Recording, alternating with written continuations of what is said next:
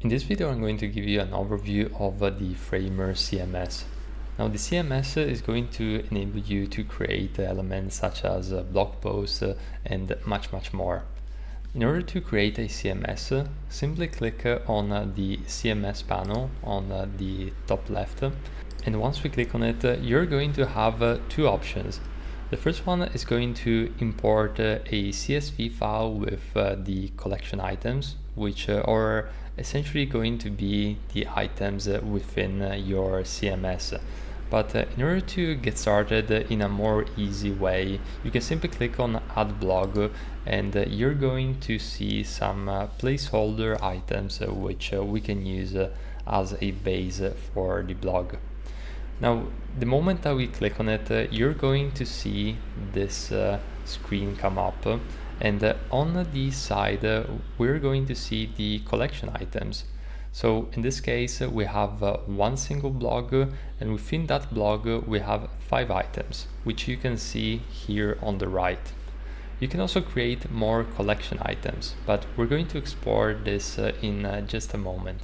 On the right, you can see all of the blog posts, and you can see the title, the slug, which is essentially going to be the last part of the URL. So you're likely going to have the name of your domain /blog/ and then this text. In most scenarios, the slug can change slightly, or the URL composition, but just to give you a heads up on what this is all about. You can also see the data that it's been published, and also a preview image that has been used on this blog post. Now, you can also search by item. So if you're looking for a specific item, you can actually search it from here. We don't have much going on at the moment, so there isn't really a need for it.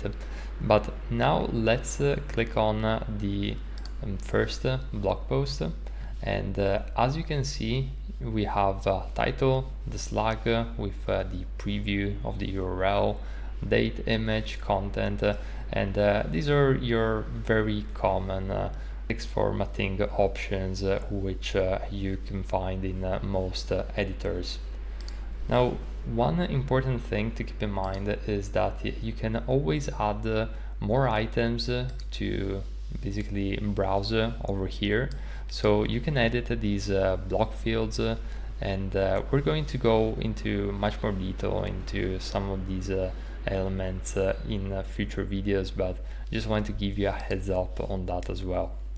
Now at this point, if we go back, we can notice that first of all, we're going to have this model come up, which essentially notified us that a sample blog has been added to the project, and we are going to have two types of pages.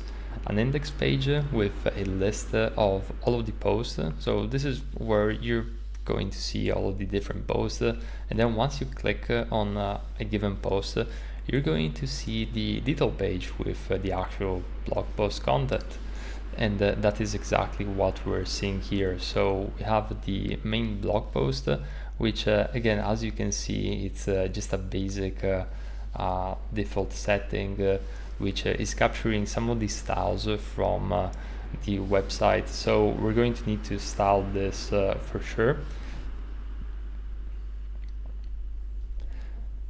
And then once you click on this small tiny drop down on the side of the blog page, you're going to see the actual blog post page template, which again, you can stylize as you prefer.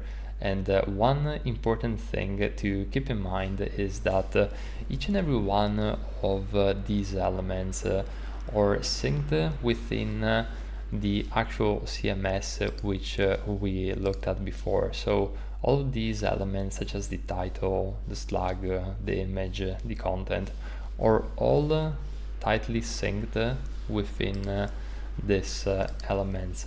And the way that this concatenation works is very simple. You can go, for example, in this text, and you can see that there is this connection within the title, and if I click on it, this title is highlighted, and if I select the image, you can see how we have this connection with the image highlighted. And again, if I click on it, the CMS item is going to open up to show exactly the element which is highlighted. Same for the content, and so on and so forth.